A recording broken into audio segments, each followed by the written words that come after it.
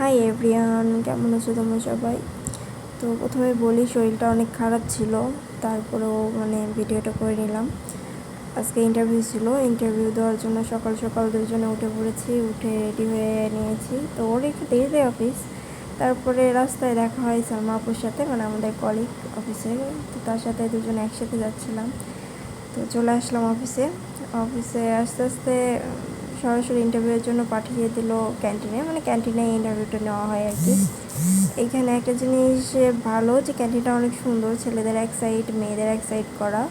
মেয়েদেরটা পর্দার আড়ালে থাকে, আছে আর কি। তারপরে ম্যানেজমেন্টের জন্য এক সাইড।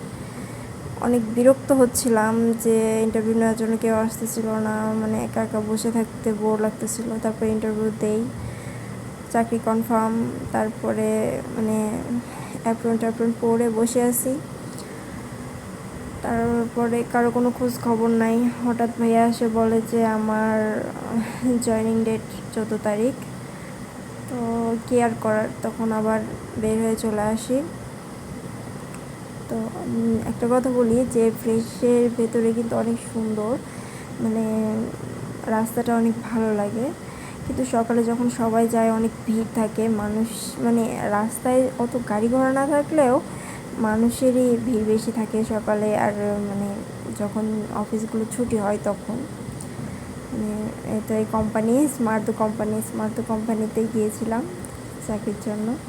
তোমাদের কেমন লাগলো সবাই জানিও।